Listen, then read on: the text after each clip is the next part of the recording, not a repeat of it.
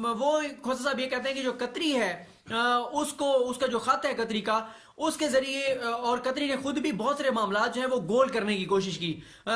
جو قطری کا خط تھا، جو قطری تھا، اس نے بھی بہت ساری چیزیں جو تھیں وہ حقائق کچھ اور تھے بتائے اس نے کچھ اور.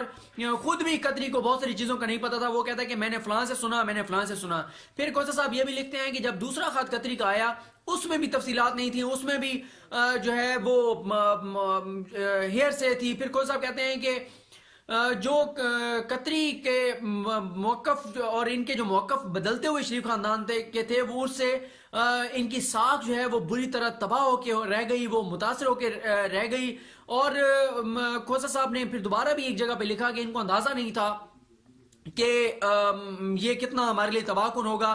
کھوسا صاحب نے ایک اور بات لکھی کہ نواز شریف کے بچے تو قطری کے خط کے بارے میں اور قطری انویسٹمنٹ کے بارے میں بتا رہے ہیں کہ قطر میں انویسٹمنٹ کی ہمارے دادا نے، لیکن نواز شریف کو یاد نہیں ہے. تو وہ کہتے ہیں ہم یہ بات کیسے مان لیں کہ جب وہ بچے جو کہ دودھ پیتے بچے تھے، بہت چھوٹے تھے، ان کو تو یاد ہے کہ ہمارے دادا نے قطری کے پاس انویسٹمنٹ کی تھی، لیکن نواز شریف جو ہیں ان کو نہیں پتا. اور ہم یہ کیسے مان لیں کہ نواز شریف کی یادداشت اس وقت جواب شاید دے گئی کہ انہوں نے یہ قطری کے انویسٹمنٹ کے بارے میں نہیں بتایا، اور ایک ایسے موقع پہ جب اتنا بڑا کیس عدالت میں چل رہا تھا. اور اس وقت نواز شریف کیسے یہ چیز بھول سکتے ہیں جو کہ مین چیز تھی ان کے مطابق کہ قطری کے پاس میاں شریف نے 1980 میں انویسٹمنٹ کی، اس انویسٹمنٹ کے بدلے ان کو لندن فلیٹس ملے 2006 میں.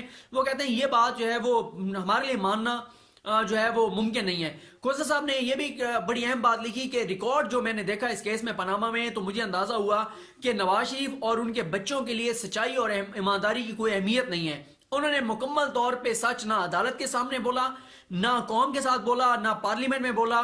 تو یہ کھوسا صاحب کے قطری خط کے بارے میں کچھ جو چیزیں انہوں نے جو لکھی، اور قطری خط جو آیا تھا اس کے بارے میں نے آپ کو بتایا.